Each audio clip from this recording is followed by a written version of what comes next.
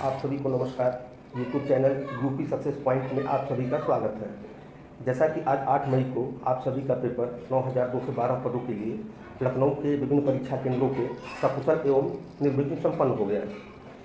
दरअसल पेपर थोड़ा विलम्ब से मिलने के कारण इसका समय से मैं उत्तर कुंजी विश्वसनीय और भरोसेमंद उत्तर कुंजी जारी नहीं कर पाया, लेकिन पेपर मिलने के बाद काफ़ी कुछ प्रश्नों का उत्तर हमने अपने स्तर पे ढूंढा। कुछ तो हमारे पढ़ाए हुए नोट्स में थे, कुछ हमने अतिरिक्त प्रयास किया।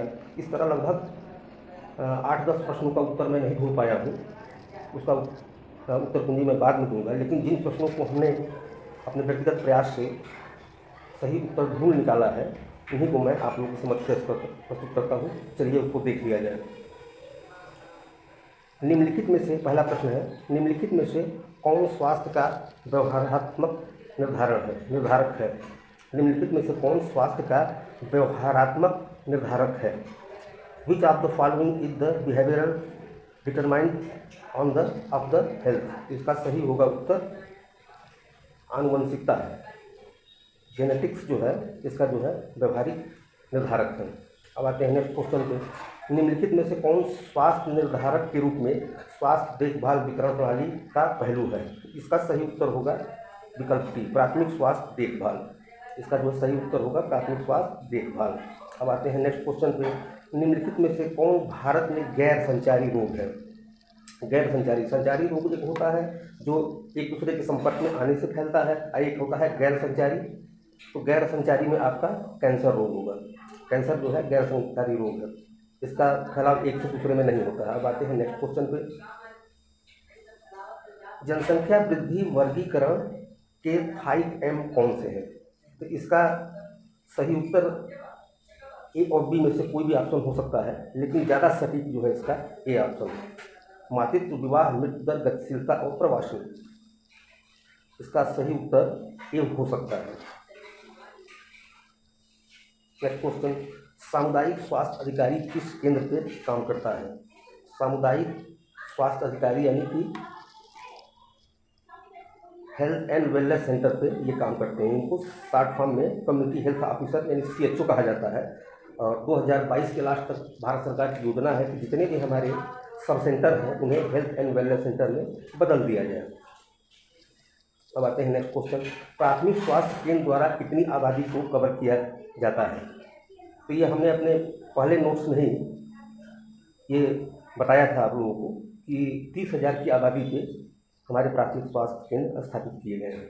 अब आते हैं नेक्स्ट क्वेश्चन पर। एक सामुदायिक स्वास्थ्य केंद्र द्वारा कितने प्राथमिक स्वास्थ्य केंद्रों को कवर किया जाता है। तो सामुदायिक स्वास्थ्य केंद्र 1 लाख से 1,20,000 की आबादी पे काम करते हैं, और प्राथमिक स्वास्थ्य केंद्र 30,000 की आबादी पे। तो 3 चौक 12 यानी कि 4। इसका सही उत्तर जो है ऑप्शन ए होगा। अब आते हैं नेक्स्ट क्वेश्चन पे। भारत में WHO का मुख्यालय कहाँ स्थित है। ये प्रश्न हमने बताया था आप लोगों को बहुत पहले हमारे नोट्स में इसका उल्लेख था। इसका सही उत्तर है नई दिल्ली। नई दिल्ली इसका रीजनल ऑफिस है। 6 रीजनल ऑफिसों में WHO के एक रीजनल ऑफिस नई दिल्ली में है। अब आते हैं नेक्स्ट क्वेश्चन पे। यूनिसेफ द्वारा मातृ एवं शिशु स्वास्थ्य देखभाल के लिए कौन सा कार्यक्रम बनाया गया है। तो ये होगा आपका सही गोवी FFF। ये जो है यूनिसेफ के सहयोग से महिलाओं एवं बच्चों के लिए ये अभी कार्यक्रम चलाया जा रहा है। अब आते हैं नेक्स्ट क्वेश्चन पे। निम्नलिखित में से कौन सा संगठन दुनिया में लोगों की शिक्षा के लिए काम कर रहा है। तो इसका सही उत्तर होगा यूनेस्को। यूनेस्को जो है शिक्षा और संस्कृति के संरक्षण के लिए कार्य करती है। इसका सही उत्तर सी होगा। अब आते हैं नेक्स्ट क्वेश्चन में। गर्भवती महिला के घर प्रथम विजिट के दौरान ANM को क्या करना चाहिए। गर्भवती महिला के घर की प्रथम विजिट के दौरान ANM को क्या करना चाहिए। तो इसका सही उत्तर होगा आपका हीमोग्लोबिन, मूत्र शर्करा एवं एल्बुमिन की जांच करें। इसका सही उत्तर होगा ऑप्शन डी। अब आते हैं नेक्स्ट क्वेश्चन पे। परिवार नियोजन के लिए ANM की क्या जिम्मेदारी है। इसका सही होगा उत्तर प्रसव पूर्व माँ को गर्भ निरोधक कार्यक्रम जो है परिवार नियोजन कार्यक्रम का ही हिस्सा है, इसलिए प्रसव पूर्व माँ को गर्भ निरोधक गोलियाँ दें। ये सही उत्तर होगा। अब आते हैं नेक्स्ट क्वेश्चन पे। ANM द्वारा कौन से रजिस्टरों का रखरखाव किया जाता है। ये भी क्वेश्चन हमारे एक नोट्स में थे जो हमने प्रश्नोत्तर सीरीज बनाया था, उसमें एक क्वेश्चन ये था। इसका सही उत्तर होगा जन्म एवं मृत्यु रजिस्टर। एएनएम जो है बनाती है, जिस उपकेंद्र पर काम करती है उस उपकेंद्र के जितने भी ग्राम पंचायतें हैं वहाँ के जन्म लेने वाले और मृत्यु वाले दोनों की गिनती इसमें रजिस्टर में करती है। अब आते हैं नेक्स्ट क्वेश्चन, निम्नलिखित में से कौन एएनएम के लिए नीति संहिता है? इसका सही उत्तर होगा स्वास्थ्य देखभाल टीम के निर्णय लेना, यानी कि ऑप्शन सी इसका जो है सटीक उत्तर होगा। अब आते हैं नेक्स्ट क्वेश्चन पे, निम्नलिखित में से रोगी के उपचार के दौरान एएनएम को काउंसलर के रूप में क्या करना चाहिए? इसका सही उत्तर होगा ऑप्शन सी, बीमारी के लिए पर्याप्त और उचित उपचार के बारे में सलाह देना। ये इनकी एएनएम के काउंसलर के रूप में मुख्य कार्य है। अब आते हैं नेक्स्ट क्वेश्चन पे, निम्नलिखित में से कौन सी परामर्शदाता की भूमिका है? तो इसमें जोखिम की पहचान भी करना है, भावनात्मक रूप से उनको समर्थन भी देना है, उनको निर्णय में दिक्कत आ रही है तो निर्णय लेने में सहायता भी करना है। तो इसका सही उत्तर होगा ऑप्शन बी, उपरोक्त सभी। ये सभी काम उनको काउंसलर के रूप में करना होता है। अब आते हैं नेक्स्ट क्वेश्चन पे, एएनएम के लिए पोषण सीखने का क्या महत्व है? इसका सही उत्तर होगा पोषण और स्वास्थ्य के बीच संबंध को समझना है। इसका जो सही उत्तर होगा ऑप्शन ए होगा। अब आते हैं नेक्स्ट क्वेश्चन पे, किसी पोषक तत्व की पूर्ण कमी के साथ या उसके बिना आवश्यक पोषक तत्वों के बीच असमानता के परिणाम स्वरूप होने वाली रोग की अवस्था को क्या कहा जाता है? इसका सही उत्तर होगा असंतुलित पोषण। ऑप्शन सी इसका राइट आंसर है। अब आते हैं नेक्स्ट क्वेश्चन पे, निम्नलिखित में से कौन शरीर निर्माण आहार है? तो शरीर निर्माण का जो सबसे बेहतरीन सोर्स होता है वो होता है आपका प्रोटीन। प्रोटीन जो है शरीर निर्माण का बेसिक कॉन्सेप्ट है। अब आते हैं नेक्स्ट क्वेश्चन पे, संरक्षित भोजन के लिए, प्रोटेक्टिव फूड के लिए हमारे शरीर को क्या करता है? वो प्रतिरक्षा क्षमता को बढ़ाता है। तो इसका जो है प्रतिरक्षा बढ़ाना, इसका बी ऑप्शन सही है। अब आते हैं नेक्स्ट क्वेश्चन पे, एमिनो एसिड जो हमारे शरीर द्वारा निर्मित होते हैं और जिन्हें भोजन से लेने की आवश्यकता नहीं होती क्या कहलाते हैं? तो ये कहलाते हैं गैर आवश्यक अमीनो एसिड। ऑप्शन बी इसका राइट आंसर होगा। अब आते हैं नेक्स्ट क्वेश्चन पे, किस विटामिन को रक्तस्राव रोधी विटामिन के रूप में जाना जाता है? तो ये भी हमारे क्वेश्चन श्रृंखला में था, विटामिन के इसका सही उत्तर होगा। अब आते हैं नेक्स्ट क्वेश्चन पे, बाजपन किस विटामिन की कमी से होता है? तो ये है विटामिन ई। ऑप्शन सी सही होगा इसका। अब आते हैं नेक्स्ट क्वेश्चन, विटामिन डी की कमी से कौन सा रोग होता है? तो विटामिन डी की कमी से ऑस्टियोमेलेशिया। ऑप्शन सी इसका राइट आंसर होगा। अब आते हैं नेक्स्ट क्वेश्चन पर, भारत में शरीर में भोजन से आयरन के कम अवशोषण का कौन सा कारण है? तो इसका सही उत्तर ऑप्शन बी होगा, केवल शाकाहारी भोजन लेना। इसके कारण जो है आयरन की शरीर में कमी हो जाती है। अब आते हैं नेक्स्ट क्वेश्चन, 6 माह बाद शिशु का पूरक आहार शुरू करने के लिए एएनएम को माँ को क्या सिखाना चाहिए? तो इसका सही उत्तर होगा तला हुआ भोजन के साथ जो है उसे पूरक आहार दें। ऑप्शन सी इसका राइट आंसर होगा। अब आते हैं नेक्स्ट क्वेश्चन, 5 साल से कम उम्र के बच्चों के लिए पोषण का क्या महत्व है? ये बच्चे की तेजी से वृद्धि और विकास के लिए 5 साल से कम बच्चों को पोषण पे विशेष ध्यान देना चाहिए। नेक्स्ट क्वेश्चन, एंथ्रोपोमेट्री सर्वे में एएनएम को क्या करना चाहिए? तो ये होता है बच्चे की जो है बुद्धि आईक्यू जांचने के लिए, आईक्यू जांचने के लिए ये सर्वे एएनएम करती है। अब आते हैं नेक्स्ट क्वेश्चन पे, उदर के कौन से भाग हैं? तो उदर यानी कि स्टमक के जो है कौन से भाग हैं? तो ये है फंडस, बैक और पाइडोरस। इसका ऑप्शन ए सही है, right answer option A.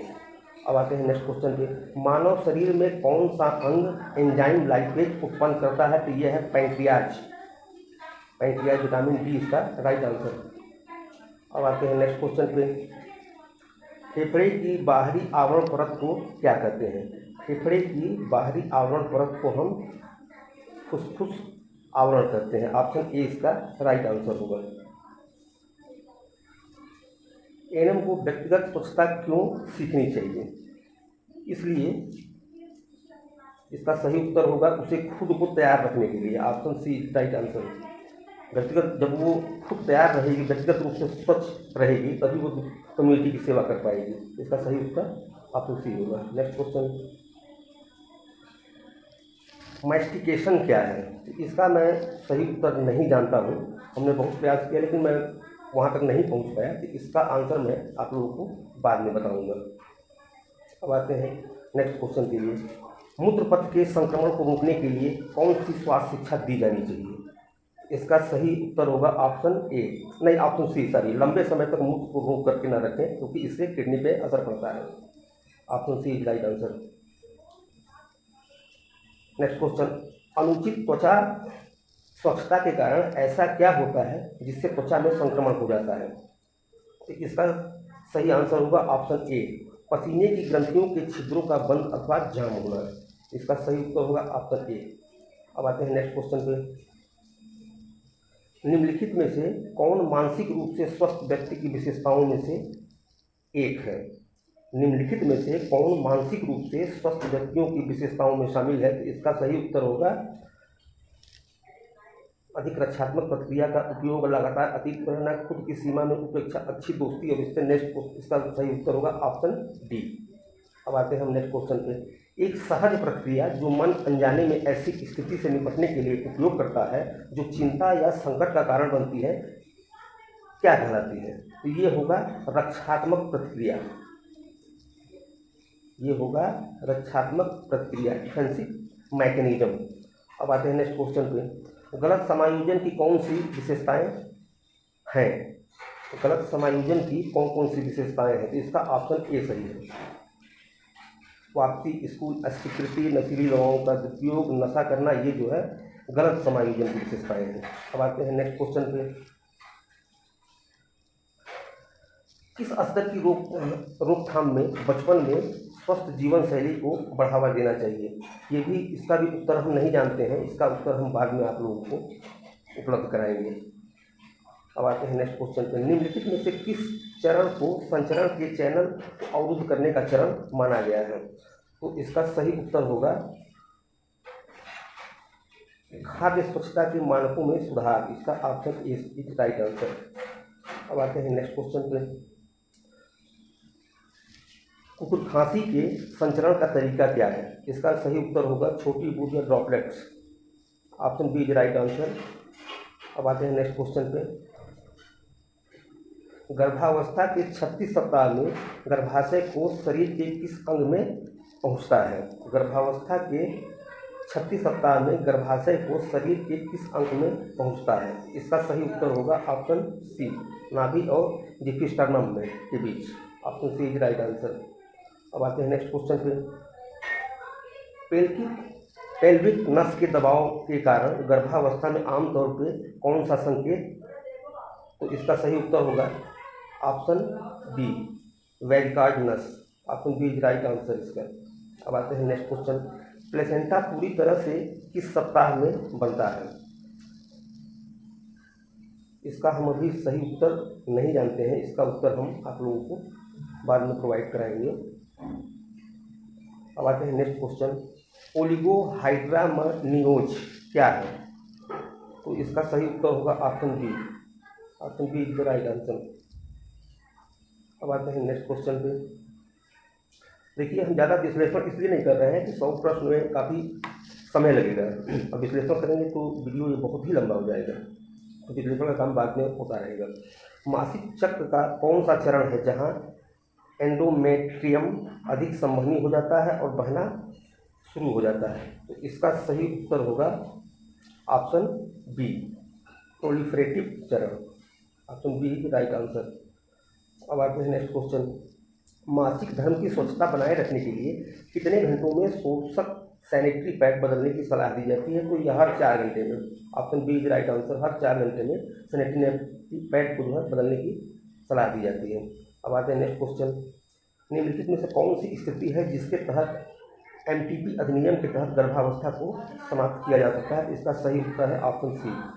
Option C is right answer. बच्चे में गंभीर विकलांगता के साथ पैदा होने वाला जोखिम। ये ऑप्शन सी राइट आंसर। अब आते हैं नेक्स्ट क्वेश्चन पे।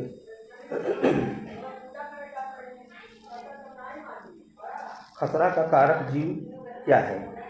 इसका भी अभी उत्तर हम नहीं ढूंढ पाए हैं। नेक्स्ट वीडियो में इसको हम बताएंगे। अब आते हैं क्षय रोग का मुख्य लक्षण क्या है? Option A is right answer. 3 सप्ताह लगातार खांसी आते रहना जो है ये मुख्य लक्षण है। इसके बाद तत्काल बलगम की जांच करा करके इसके स्टेटस को जानना चाहिए।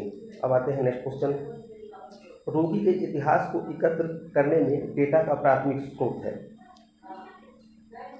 तो इसका सही उत्तर होगा रोगी की केस फाइल, यानी इसकी केस स्टडी को जो है जानना जरूरी है, तभी पता चल पाएगा उसके इतिहास में।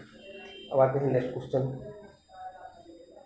शारीरिक परीक्षण के दौरान फेफड़ों की आवाज़ का आकलन करने के लिए किस विधि का उपयोग किया जाता है? तो इसका सही उत्तर है ऑप्शन डी, ऑक्सल्टेशन पद्धति का इस्तेमाल किया जाता है। अब आते हैं नेक्स्ट क्वेश्चन। पेट की शारीरिक जांच के दौरान एक नर्स कैसे पहचानेगी कि पेट में तरल पदार्थ या गैस या ठोस भरा है? इसका भी उत्तर अभी नहीं मिल पाया है, हम बाद में इसको आप लोगों को अवगत कराएंगे, बताएंगे। कमजोर स्पर्श द्वारा मालूम करने में मुश्किल नाड़ी को क्या कहते हैं? इसका सही उत्तर है bigeminal, option B C right answer.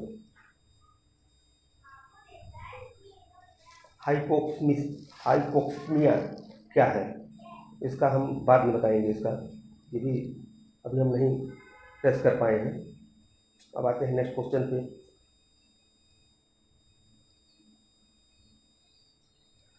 उस स्थिति के लिए किस शब्दावली का प्रयोग किया जाता है जहां रोगी को लेटते समय सांस लेने में कठिनाई महसूस होती है? इसका भी हम बाद में ही बताएंगे, अभी ये मिल नहीं पाया है। अब आते हैं नेक्स्ट क्वेश्चन। संक्रामक रूप से ग्रसित रोगी द्वारा कमरे या भवन को खाली करने के बाद कीटाणु रहित करना क्या कहलाता है? इसको कहते हैं डिसइंफेक्शन, कीटाणु शोधन, option A is right answer. अब आते हैं नेक्स्ट क्वेश्चन पे।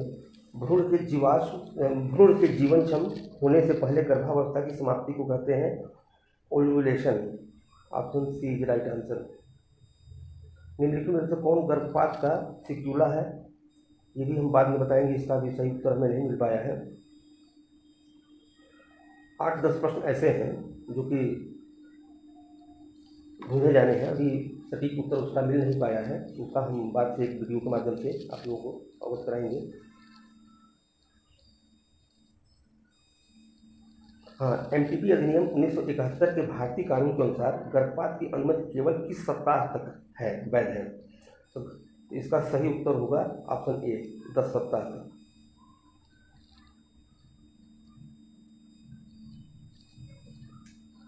कौन सा हाइपर एमेसिस ग्रेविडेरम के लिए प्रवर्तन पूर्व कारक नहीं है? इसको भी हम बाद में ही बताएंगे आप लोगों को।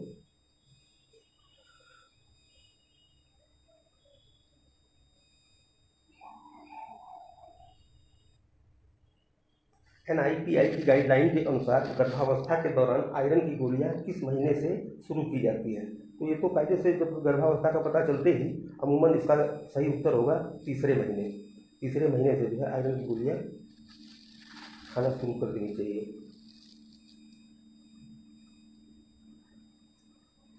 अपगार स्कोर 4 से 6 को नवजात में क्या माना जाता है? तो ये गंभीर तनाव की स्थिति है, क्योंकि 7 से 10 तक का अपगार स्कोर वाला बच्चा स्वस्थ माना जाता है, और उससे थोड़ा नीचे है तो हल्का तनाव, और ज़्यादा नीचे है तो फिर गंभीर तनाव। तो इसका सही उत्तर जो है गंभीर तनाव होगा, option B is right answer.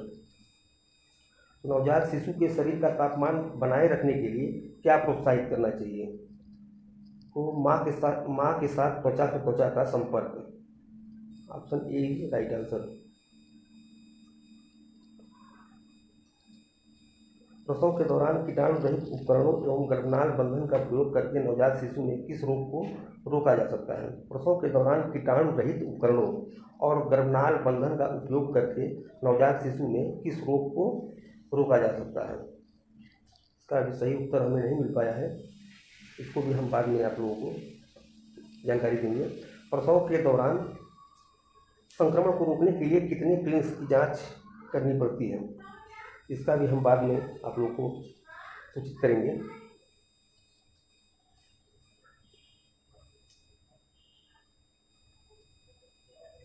Partograph में गर्भाशय का फैलाव किस प्रतीक द्वारा दर्शाया गया है? इसका भी उत्तर कल की वीडियो में हम बताएंगे। बच्चे की डिलीवरी प्रसव के किस चरण में होती है? डिलीवरी हमेशा चौथे चरण में होती है। Option B is right answer. निम्नलिखित में से कौन प्रसव के चौथे चरण के प्रबंधन के रूप में नहीं किया जाता है?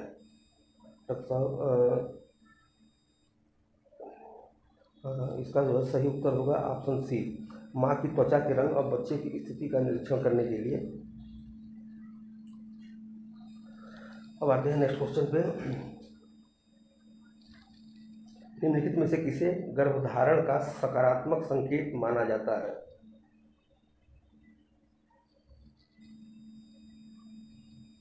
इसका उत्तर अभी हम बाद में उपलब्ध कराएंगे आप लोगों को।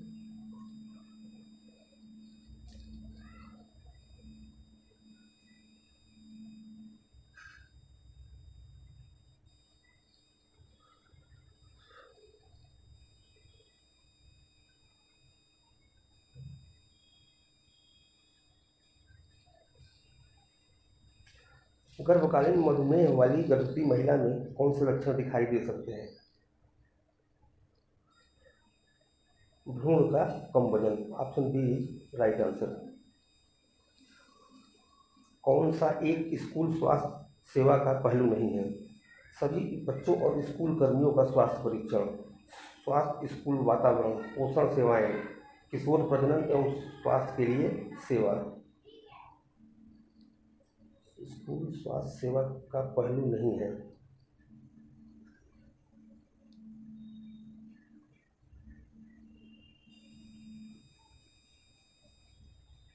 इसका ऑप्शन ए जो है लगभग सही होगा। ए या डी में से ही कोई उत्तर होगा, लेकिन ज़्यादा संभावना ऑप्शन ए की है। स्कूल स्वास्थ्य कार्यक्रम के तहत पोषण सेवा का एक हिस्सा है। इसका सही उत्तर है विद्यालय में मिड डे मील योजना।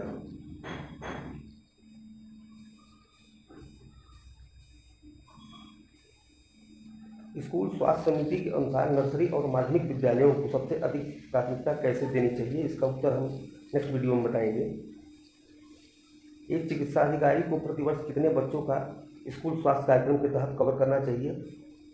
ये भी अभी सटीक जानकारी नहीं है, लेकिन इसका बहुत जल्दी हम वीडियो के माध्यम से आप लोगों को अवगत कराएंगे। स्तनपान के प्रति जागरूकता पैदा करने के लिए स्तनपान सप्ताह कब मनाया जाता है? तो ये अगस्त के पहले सप्ताह में 1 से 7 अगस्त तक विश्व स्तनपान सप्ताह मनाया जाता है। अब आते हैं नेक्स्ट क्वेश्चन। जब शिशु बिना किसी अतिरिक्त भोजन या पेय के केवल माँ का दूध प्राप्त करता है, यहाँ तक कि पानी भी नहीं, तो किस शब्दावली का इस्तेमाल किया जाता है? इसको कहते हैं एक्सक्लूसिव ब्रेस्ट फीडिंग, यानी कि option B is right answer. इसको कहते हैं विशेष स्तनपान। स्तनपान के फायदों में से कौन सा नहीं है? ऑप्शन ए स्नेह बंधन और विकास में मदद करता है, एक नई गर्भावस्था में देरी में मदद करता है, कृत्रिम पोषण से अधिक महंगा है, संक्रमण से बचाता है। तो इसका सही उत्तर होगा ऑप्शन सी, कृत्रिम पोषण से अधिक महंगा है। ये नहीं होगा, बाकी सारे ऑप्शन सही है। निम्नलिखित में से बच्चे को स्तनपान के लिए रखने का कौन सा तरीका सबसे उपयुक्त माना जाता है? तो ये ऑप्शन डी है, पूरे शरीर को सहारा देकर बच्चे को पकड़ना। Option D is right answer.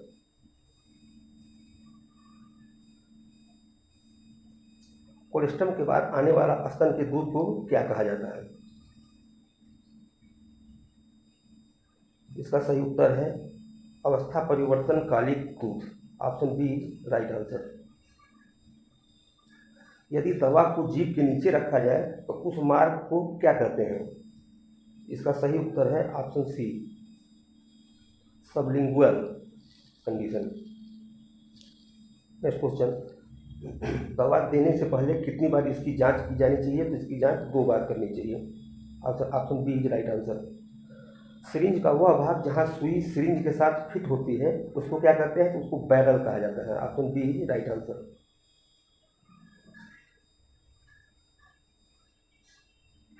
Next question. अधस्वचीय इंजेक्शन देते समय सुई का त्वचा से कोण कितना होना चाहिए? तो ये कोण जो है 45 डिग्री, यानी सबकुटेनियस में जो है 45 डिग्री के एंगल पे डोज देनी चाहिए। उल्टी का इलाज करने वाली दवाओं के समूह को कहते हैं antiemetic method. Antiemetic option C is right answer. मूत्र की बारंबारता बढ़ाने के लिए प्रयोग की जाने वाली औषधियों के समूह को कहते हैं antiemetic. Option C is right answer, antiemetic. बुखार के लिए आमतौर पर कौन सी दवा का उपयोग किया जाता है? तो इसमें paracetamol, diclofenac, aspirin, mefenamic acid. Option D is right answer. अब आते हैं नेक्स्ट क्वेश्चन पे। कौन सा प्राथमिक चिकित्सा के उद्देश्यों में से एक नहीं है? कौन सा प्राथमिक चिकित्सा के उद्देश्यों में से एक नहीं है? उपचार को लंबा करने के लिए, जीवन को संरक्षित करने के लिए, आगे की चोट को रोकने के लिए, घायलों को जल्द से जल्द चिकित्सा देखभाल के तहत रखना। यानी कि प्राथमिक चिकित्सा का उद्देश्य उपचार को लंबा करना कतई नहीं होता है। Option A is right answer. उपचार जितना जल्दी से जल्दी संपन्न करें, ये उद्देश्य होता है। आमतौर पर कोहनी और टखनों जैसे जोड़ों पर बंधी हुई पट्टियों को क्या कहा जाता है? इसका सही उत्तर नहीं मिल पाया है, नेक्स्ट वीडियो में हम बताएंगे। नुकीले उपकरणों से लगने वाले घाव को क्या कहते हैं? नुकीले उपकरणों से लगने वाले घाव को क्या कहते हैं? इसे भी हम कल के एक अलग वीडियो में बताएंगे। रूल ऑफ 9 के अनुसार प्राइवेट पार्ट को कितना प्रतिशत आवंटित किया जाता है? तो इसका सही उत्तर है ऑप्शन ए, 1%। ये ज़्यादातर बॉर्न केसों में होता है। ये कौन सा कारक बच्चे की वृद्धि और विकास में महत्वपूर्ण भूमिका नहीं निभाता?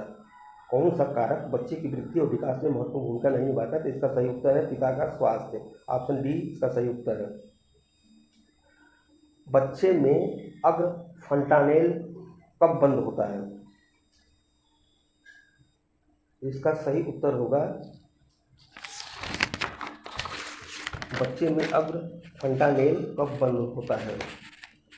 इसका सही उत्तर होगा 12 से 18 सप्ताह। Option D right answer. जन्म से 1 वर्ष की आयु तक के बच्चे को क्या कहा जाता है? इसको कहते हैं इन्फेंट, शिशु कहा जाता है। Option B is right answer. बच्चे को डूबने से बचाने के लिए घर पर क्या करना चाहिए? इसका सही उत्तर है सभी जल भंडारण स्थानों को कसकर बंद रखें। Option A is right answer. अब आते हैं नेक्स्ट क्वेश्चन पे। आंत एवं मूत्रालय, बाउल एंड ब्लैडर प्रशिक्षण के लिए उपयुक्त आयु कौन सी है? आंत और मूत्राशय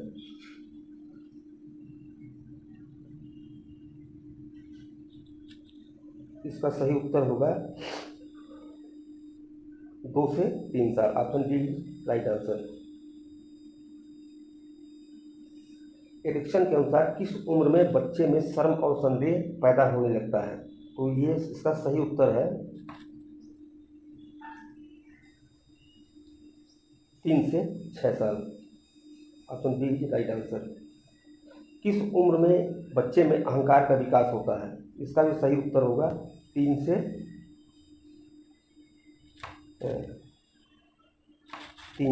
6 साल। Option B is right answer. आमतौर पे किस उम्र में एक बच्चे का वजन 3-3.5 किलोग्राम होता है और उसकी ऊंचाई 48 से 50 सेंटीमीटर होती है? तो ये इसका सही उत्तर होगा 1 महीने का बच्चे अमूमन यहाँ 3-3.5 किलो के पैदा होते हैं और 1 महीने में 48 से 50 सेंटीमीटर तक उनकी लंबाई ऊंचाई हो जाती है। तो ये रहा आज का वीडियो। जितने प्रश्न हमको सटीक मालूम थे उसका उत्तर तो हमने उपलब्ध करा दिया है, लेकिन जिन प्रश्नों के उत्तर नहीं मिल पाए हैं उन्हें मैं एक वीडियो के माध्यम से आप सभी को अलग से ज़रूर प्रोवाइड कराऊंगा, क्योंकि कम समय में जल्दी इसको बनाया गया है और पेपर थोड़ा विलम्ब से मिलने के कारण ऐसा हुआ है। तो चलिए हम उम्मीद करते हैं कि पेपर आप लोगों का अच्छा हुआ होगा, क्योंकि ये पेपर बैलेंसिंग पेपर है, मॉडरेट पेपर है। ये ना बहुत ज़्यादा कठिन है, ना बहुत ज़्यादा आसान है, एक मीडियम स्तर का पेपर है। तो ढेर सारी शुभकामनाओं के साथ आप सभी को नमस्कार।